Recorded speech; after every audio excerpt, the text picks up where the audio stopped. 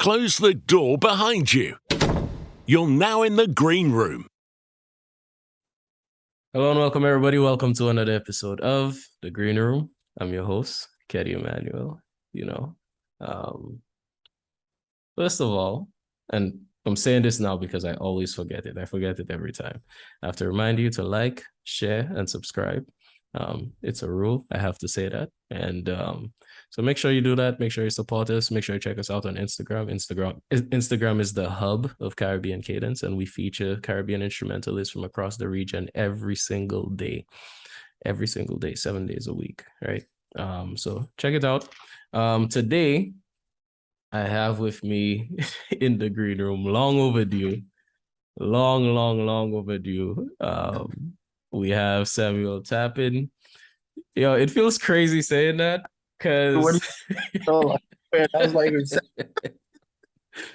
yo, because guys, I need y'all to understand how far back we go, right? So before I even ask him anything, before I even tell him to introduce himself or anything like that, I want to tell you guys a little story, right? I want you guys to come back with me, back to the early 2000s, right? The early 2000s. I'm like, at the time I was maybe like 12 or 13, and my good friend would come to school, and the only thing he ever had to talk about was, yeah, boy, the drums, man, drums. Drums are great, bro. Music is just awesome, bro. And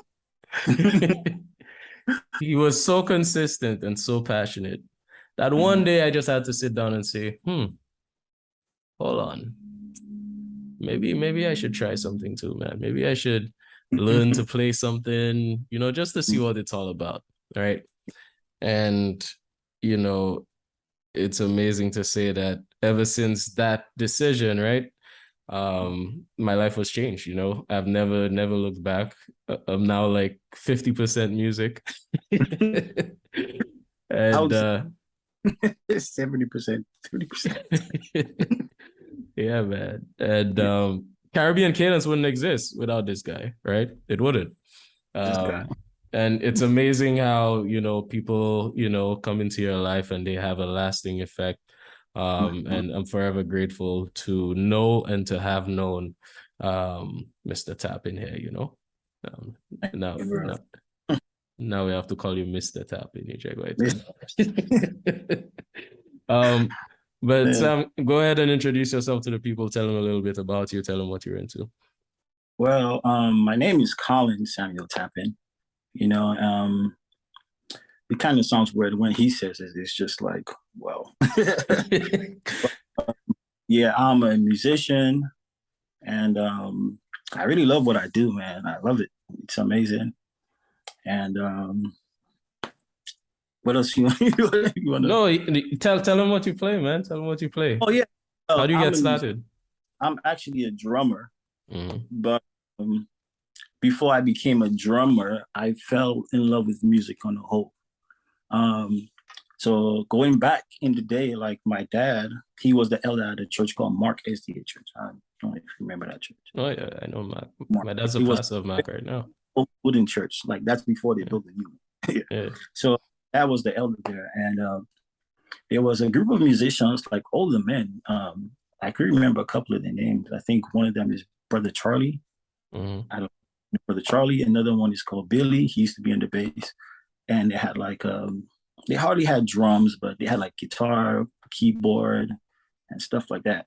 So, but my dad said I would always like take the wood from the window, because the window was like a wooden window. It would close and it would have wood on it. So, and like I'm playing guitar, or I would like turn the wood upside down, act like I'm playing keys. You know what I'm saying? I mean, so from then he said I started like growing into like trying to see if I could understand it more. Brother Charlie would teach me stuff on guitar. I'm small. I'm really not gonna get the concept of it, but yeah, he just plays guitar and stuff like that. And then my sisters, the Tappin sisters, they started singing from a very young. I do came from like a musical background. So my sister started singing here, there, everywhere, and I think we moved from Mark to Bexel by the health center. I don't even remember what that is. Oh yeah, But yeah, I remember. Yeah. we moved there, and that's when I met Nat Emmanuel. Nat and I, we Now, grew up together. real quick, just in case any of y'all are wondering where he's talking about, we're talking about locations in St. Lucia, Oh, right? I grew up in St. Lucia, yeah. and he is he has a more mixed background, but he was also in St. Lucia for quite a while, right? And so he's referring to spots in St. Lucia, but Yeah. go ahead. Yeah, so these are my spots in St. Lucia. Moving to Bexel, I met Nat Emmanuel, and Nat was like really close to the family. I know his mom, his dad. I think his dad played guitar. Wait, y'all knew each other from all the way back then? I thought y'all met in New York or something. Knew that from when we were little kids running around and stuff like that. And Nat would always talk about music, but I never thought like he would take it that far. You know what I'm saying? Yeah. Yeah, like we used to dance, do like those like K-pop dance, Backstreet. I remember you doing that stuff. Yeah, you know what I'm saying? Back in the day, we would do the stuff, and then eventually he left, and I was pretty sad. I'm like, I got to meet somebody else, you know. And from there, we moved from there to Labby, and from Labby, we used to go to Labby Church, but we were still a member of Mark SDA Church. Mm-hmm. And from there, my dad became the elder from. He became the elder for SDA Church, and that's where my whole musical journey started, from SDA Church. Yes, see, you're breaking all this stuff down. I didn't even know this stuff. I thought you were always at Therefore, like the whole time. No. From when I moved to Therefore, that's when music really like opened my eyes, you know. Mm-hmm. So moving there was a keyboard player at the time called Tim Henry. He was a keyboard player. Oh yeah, shout out to Tim, man. Anybody who doesn't know Tim is great. Yeah, he's one of the reasons why I started playing. They had a crusade. This is when I first started playing the drums. Mm. They had a crusade, and you know, I wasn't a drummer like that. I just saw it and I figured maybe I could play it, like, you know, because it looks easy. You know what I'm saying? Yeah. But they had a crusade going on, and my elder sister, she was they call it chorister at the time. But yeah, because we didn't have praise teams. Yeah. Lead worship at their crusade, and then the drummer, which is Tim's Henry brother, I can't remember his name, but when I heard him play, I was like, "You could do that on drums, like you could play like that, like that's something you could do." You know what I'm saying? Yeah. So I was excited. I ran home and I actually ripped up like my mom's chair, because she had like those chairs that has like the plastic. So, you know, like it was like wrapped with plastic. So they have it like that. So you won't, you know. Yeah, just to protect it, right? Yeah. The classic Caribbean. Yeah. So I use that as my snare drum, because, you know, when you hit it, it has like a really sharp sound. Yeah, that. And yeah. And I remember I used to take my mom's, like, not really pots and pans, but she had like those plastic like containers and stuff. Mm-hmm. So I set as a drum set, and I'm like, bro, let me take a look at it. Let me see what I could do. But in doing so, I figured, yo, this joint it's annoying. Like, you try to time and, you know, try to have your leg do something, then your left leg and your hand do. I was like, yo. But I was so determined. I'm like, yo, I want to play. Like, for me, it was a fun thing. Mm-hmm. You know, I want to play. So I figured it out. And I remember the first song I learned was, I put in a Kirk Franklin song. I don't know if it's Silver and Gold. It was a very slow song. And that had me keeping the time, and I figured it out. Now, me doing that, I'm like, oh, I could play, man. I got, you know, I could play. And then that same night, Tim called my sister, and he's like, man, we don't have a drummer. You know, I don't know who else to call. Like, my sister's like, well, my brother has been practicing, you know, the drums. And Tim is like, girl, stop it. Like, stop playing. Stop. Like, I'm not like, I never heard your brother play. And my sister's like, By the way, I just want to plug right here that because, the viewers and listeners won't know this, but Tim is a phenomenal singer. I believe he's in Canada now. So yeah, I think he's yeah, shout out to him. If anybody watches this, tell him to watch it. Shout out to him. Great musician. There we go. awesome. Yeah, but keep So going. yeah, so at that time, Tim, I'm telling my sister, yo, I need a drummer, man. Like, do you know somebody? She's like, try my brother out. Tim's like, man, I'm gonna hang up the phone if you keep playing. I'm not playing. My sister is, but you think this is a joke? Like, so Timmy's like, you know what, man, bring him. Let's see what he could do. And I remember I was super nervous. Like my excitement for like learning how to play to actually going to play went like super, like all the way down. I'm like, bro, like this is really happening, bro. Like this is my first time really trying to get it. And I remember walking into church, seeing Tim standing there, everybody's organizing stuff, trying to get stuff right. My sister's like, don't be nervous, just do what you did at home. And I'm like, in my mind, I'm like, yo, she good because what I did at home is compared to like. Now, hold on. At this time, it was just that one song, right? Yeah, that's that one song I ever learned, bro. That one song. And you started to gig with one song under your belt. But it was super simple because I kind of understand the concept of like understanding like the quarter notes and where to put the 1, 2 in this. I'm saying, so I was like, oh, I can play now. But man, like I went on the drum, my sister started singing, but they were singing like choruses and stuff. You know how that go. And the feel was different. It was a soca feel. Now I have never practiced that, so I don't know.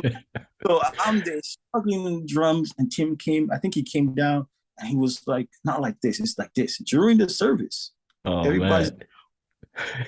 He was like, do this, and he actually showed me the soca beat, and I just did it. I don't know how I did it. I didn't learn, practice it. I just hear it, and I'm like, okay. And I did it, and everything actually went cool. I mean, he told my sister, I mean, if he's serious, let him practice. From there, it started growing. Tim started calling me like in the afternoon for like, AY and stuff, like, come play. And from there, I started growing into like playing the drums. And I'm like, oh, I love the drums. But yeah, that's how I started playing drums, man. Man, viewers and listeners, I'm learning this at the same time you guys are learning this. I didn't know any of this before. Yeah. I thought you started playing since you were like 3 years old, man. I thought you just got on the drums and you were just. Nah. So how old were you when this was happening? Probably 9, 8 around that time. I was pretty young, like I was a baby. I was pretty young. So yeah, and it just became a dope thing, and I started meeting like more musicians based off of Tim. I met Kenson. If you know Kenson, I think it's Kenson Hippoly, and that's his last name. No, I don't think I know. Yeah, he's actually really nice on keys. Like, and for like hearing him, I was like, oh. And then from there, my boy who passed away, may he so rest in peace, he started adapting from Tim and Kenson, Josie Ma. So he was just like, hey, I want to play keys. So then we started playing together, and we just started growing from there. And yeah.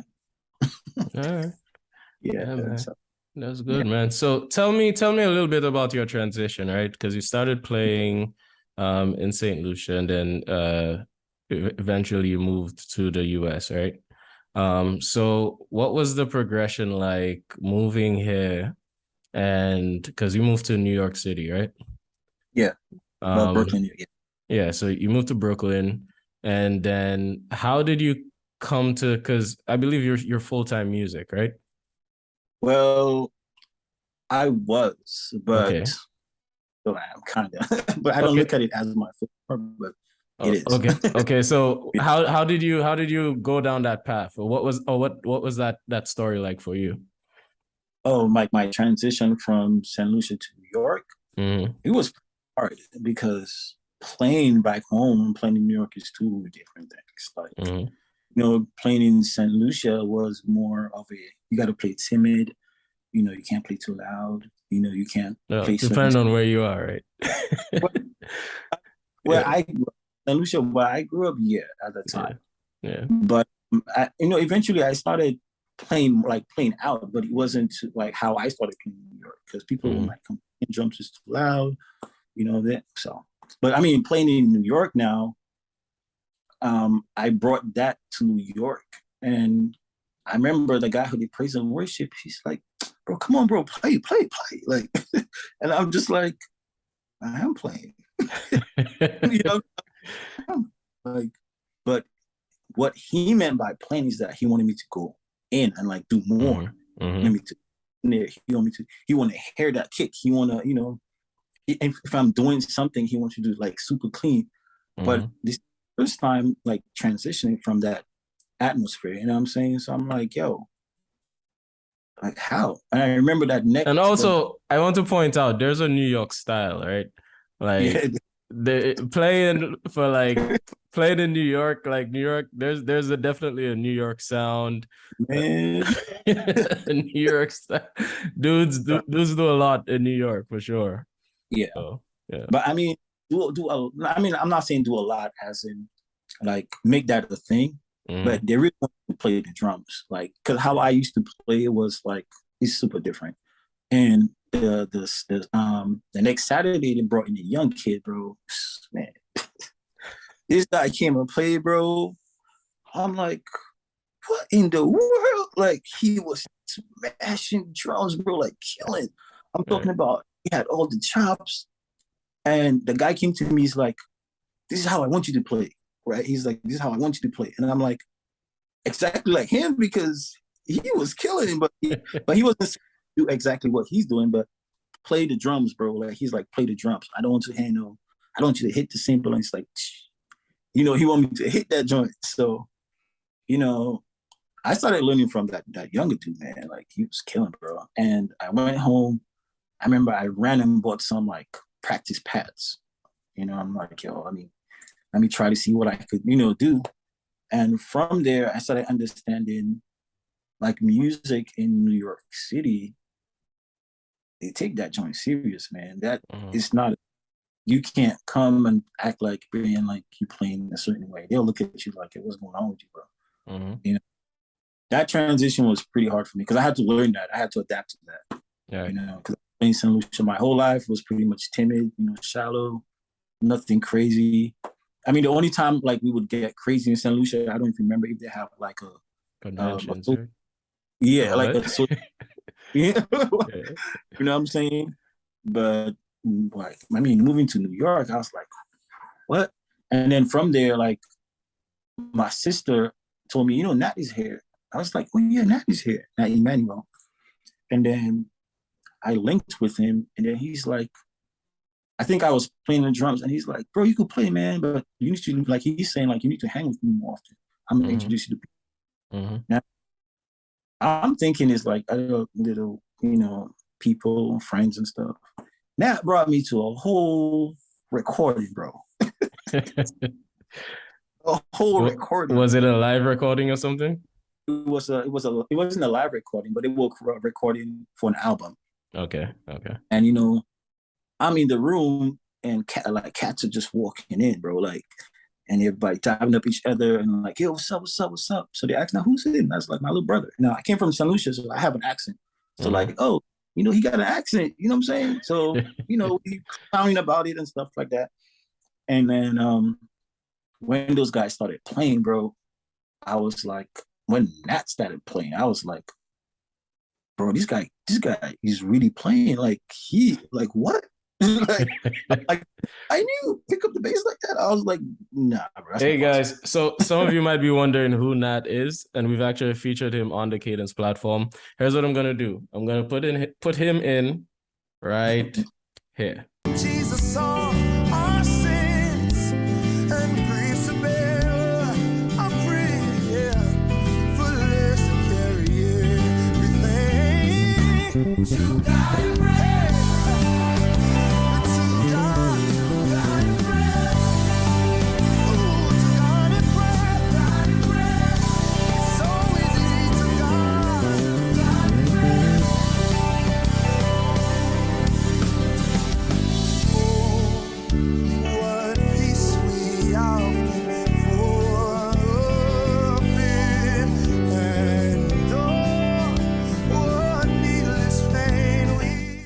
Okay, so that's Nat. So that's who he's talking about. So you just saw him shred the bass. All right, Yeah, continue. he was. And then like just the way those guys were playing the arrangement and coming to find out all these guys was like Brooklyn's like dopest musicians, bro. And I'm like, I'm sitting in a room with Brooklyn dopest musicians. Right. And I'm gonna fast forward a little bit, because I started hanging with him and he started bringing me to like different churches, Sunday service, Saturday service. So I started understanding, so this is the level of music. Go home, practice. And that would be like, learn this whole album, practice what the drummer is doing, and then come back and do it like, like tell me like what's happening in the music. And then he'd be like, did you hear the part where the Rhodes did this and that? I'm like, Rhodes? They had Rhodes in this song? And these guys like, man, you didn't listen to the album. That's exactly how you talk. Man, you didn't listen to the album, man. And then I would go back, listen to it. And then, but what he was doing, he was training my ear. Right. So like, listen to different instruments. So he's like, because he was telling me, when you listen to those instruments, you could basically like take stuff from it when you play. Like wise, accent wise, just a whole bunch of stuff. And I started like adapting to that too after a while. And yeah, man, like he became my mentor after that. Like, like he would give me fire when I'm doing something. He would really give me fire. He'd be like, and then it was a challenge too because all those concerts I would like play for and stuff. Like everybody be killing. Like as soon as like the click track start, drummer is going ham, and I'm just like it was just like a thing. Like click track, drummer go ham, everybody comes in. And then when it's my turn, I didn't know how to go ham like that. So my specialty was grooving and stuff like that. So I would like play like a solid groove and I'll see like the drummers doing this. I'd be like, okay, well, it seems like I'm doing something to be here. And yeah, bro. And he just became my mentor, man. He taught me so much, bro. But that's how I. And you guys were on a band together, right? Oh yeah, I think I saw like some pictures of y'all in a band together, something along those lines. Years after, man. Like years after. Actually, the keyboard player that was in my band, he was in the studio. His name is Denson. And I remember we were in the car and we was riding. And I was like, bro, you remember when I was in the studio with you guys? He looked at me. He's like, bro, how do you know about that? Like, who told you that? I'm like, bro, I was right there. He's like, wasn't? I'm like, bro, I was right there in the back behind the glass. Like if I pull up the video, you would see me standing there next to the and I'm just looking, I'm just like observing, and all those guys are in there killing. Even like my boy I used to play with back in Brooklyn, Matthias Patrick, he was there too. And I told him this thing, they could not remember me at all. It was like, give me 1 second. That was my mom and dad. They were coming from dinner. No, it's all good. Yeah, so continue just to try to, because it's a lot, man. I can't even put everything in this interview, but Matthias, Denson, them all these cats were there, and I was telling Denson, yo, you remember that?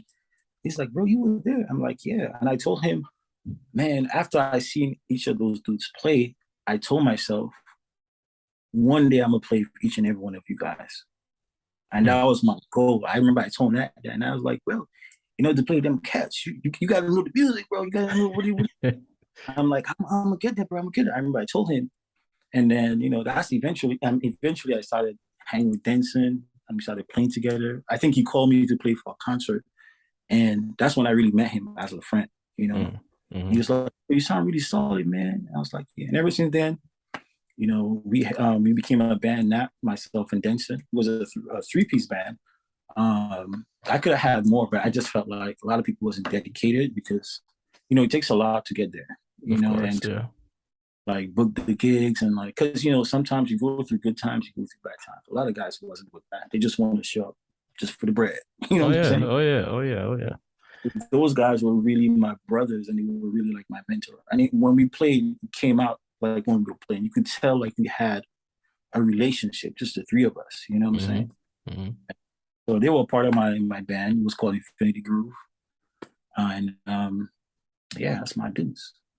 Yeah, man. It's amazing how just as a band, you can develop so much chemistry, and it really affects your sound. Just that level of chemistry, knowing each other, and even having strong friendships could really affect your sound, you know, because you're all comfortable, you know each other, you know the music all individually, and you can then vibe off of each other, and it's a really an amazing thing. Yeah, and another thing too, like we were so close that we became like really like brothers, like strong brothers. Like, cause I knew his problems, he knew my problems. I knew that's problem, that knew my problem. And like when we play and certain songs are playing, I could hear it, like how, like what they're going through. Yeah. So it was just a thing. Like we would just feel, and people like sometimes people would cry, sometimes people would laugh, sometimes people would be like, "Yo, you guys sound like they could feel our emotion." Basically, what I'm trying to tell you. You know? Yeah.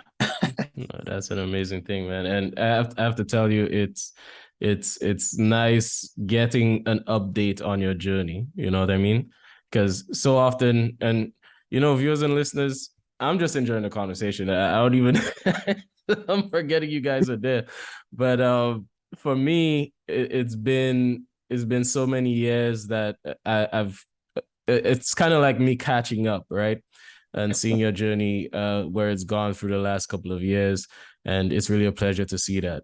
By the way, Don, you know Don? I know that's right. Donovan Walker. That's my dude. I actually hit him up. I was looking for a bass player for a gig.